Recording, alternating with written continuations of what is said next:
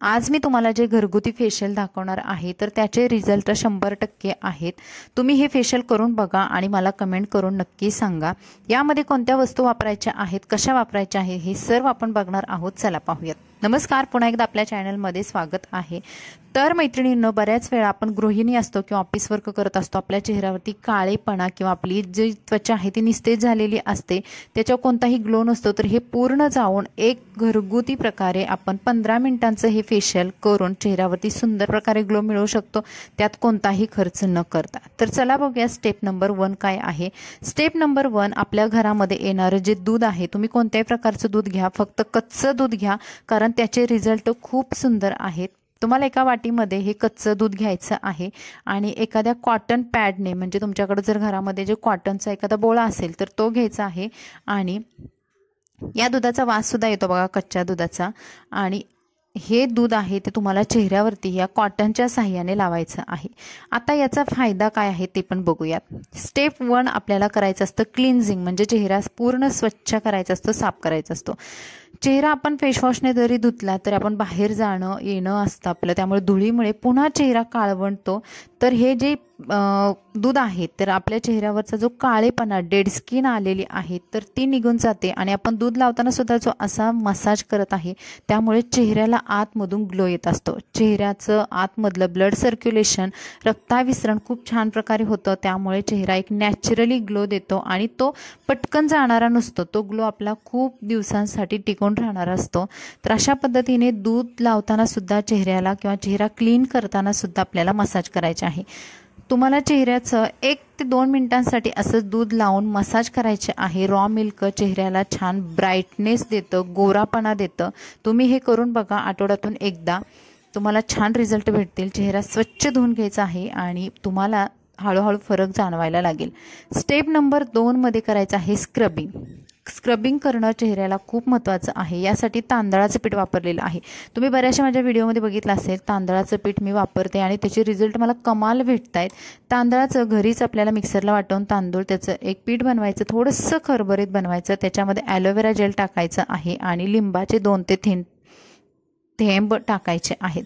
आता लिंबू डायरेक्ट आपण चेहऱ्याला वापरत नाही असं बऱ्याचशा मैत्रिणींचे कमेंट्स असतात, तर तुम्ही असं ॲड करा, कारण लिंबू चेहऱ्यावरचं जे टॅन आहे, काळेपणा आलेला आहे किंवा जे त्वचा आपली काळपट झालेली आहे, डेड स्किन वाढलेली आहे, ते काढण्याचं काम करतं। आणि चेहऱ्याचा जो ओरिजिनल आपला कलर आहे गोरा, तर तो आणण्याचं काम लिंबू करत असतं। तांदळाचं पीठ इतकं छान स्क्रब करतं। नाकावरती केस असतात, बऱ्याच मैत्रिणींच्या हनुवटीच्या खाली किंवा नाकाच्या आजूबाजूला व्हाईट हेड, पांढरे पांढरे असे डॉट आलेले असतात, ते सुद्धा असे फेसवॉशने किंवा सोप लावून निघत नाही। तर तुम्ही अशा पद्धतीने स्क्रब करा।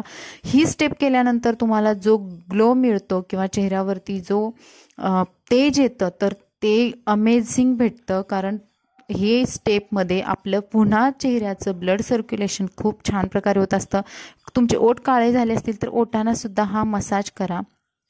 मसाज करण्याच्या सुद्धा वेगवेगळ्या पद्धती असतात। तुम्हाला खालून वरच्या दिशेने असा मसाज करायचा आहे, सर्क्युलर मोशनमध्ये करायचं आहे, जेणेकरून आपलं ब्लड सर्क्युलेशन फास्ट होईल, चेहऱ्यावरती नॅचरली ग्लो येईल। तुम्ही पूर्ण हाताने किंवा अशा 2-2 बोटांनी सुद्धा मसाज करू शकता। आता ही सुद्धा प्रोसेस तुम्हाला 2 मिनिटांसाठी करायची आहे आणि पुन्हा चेहरा धुवून घ्यायचा आहे। तुमचे टोटल 10 ते 15 मिनिटांमध्ये तुमचं हे फेशियल अगदी होऊन जातं। त्यात तुम्ही दुसरी कामं करत करत सुद्धा हे फेशियल करू शकता। आता बघूया स्टेप नंबर 3। स्टेप नंबर 3 मध्ये आपण वापरणार आहे मुलतानी माती। आता बऱ्याच मैत्रिणींचा जर चेहरा खूप ड्राय असेल तर त्यांना असं वाटत असेल की मुलतानी माती वापरून आणखी ड्राय होईल, तर त्याला आपण बॅलन्सिंग ग्लिसरीन वापरतोय।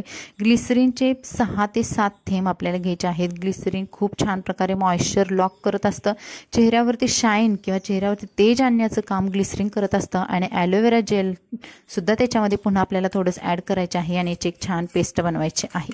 आता बऱ्याच मैत्रिणींना माहिती आहे ॲलोवेरा जेलचे फायदे, तरी सुद्धा पुन्हा सांगते, ॲलोवेरा जेल आपल्या चेहऱ्यासाठी इतकं सुंदर असतं की ते आपल्या कोणत्याही स्टेपमध्ये तुम्ही पहिल्या स्टेपपासून 3ऱ्या स्टेपपर्यंत ॲलोवेरा जेल वापरू शकता। हे सगळीकडे काम करतं।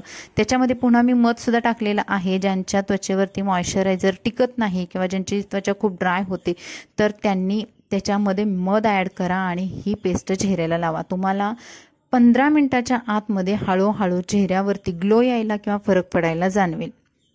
दुसऱ्या दिवशी त्याचा आणखी छान रिझल्ट भेटतो। तुम्हाला कोणत्याही कार्यक्रमाला जायचं असेल तर तुम्ही आदल्या दिवशी हे फेशियल केलं तर दुसऱ्या दिवसापर्यंत त्याचा इतका छान रिझल्ट येतो। तर तुम्ही हे फेशियल नक्की करून बघा आणि मग त्याचा रिझल्ट मला सांगा। ही पेस्ट तुम्हाला चेहऱ्यावरती 10 मिनिटांसाठी ठेवायची आहे, कारण मुलतानी माती चेहऱ्यावरती आपल्याला जास्त वेळासाठी पूर्ण कडक होईपर्यंत ठेवायची नाही। याच्यामध्ये मध वापरल्यामुळे ते आपली जास्त रफसुद्धा किंवा कडक होत नाही आणि चेहऱ्याला छान मॉइश्चरायझर भेटतं। जेव्हा तुम्ही चेहरा धुवून येता त्यावेळेस तुमच्या चेहऱ्यावरती नॅचरली ग्लो यायला लागतो। मी कोणतंही सिरम किंवा काहीही वापरलेलं नाही, तुम्हाला ह्या फेशियलचा रिझल्ट दाखवलेला आहे शेवटी आणि याचा रिझल्ट हळूहळू तुम्हाला आणखी चांगल्या प्रकारे जाणवायला लागतो। तर हे फेशियल तुम्हाला कसं वाटलं, अगदी कमी वेळेतलं, कमी साहित्यातलं, मला कमेंट्समध्ये नक्की सांगा। व्हिडिओला लाईक करा, चॅनलला सबस्क्राईब करा, हा व्हिडिओ शेअर करा। Bye bye.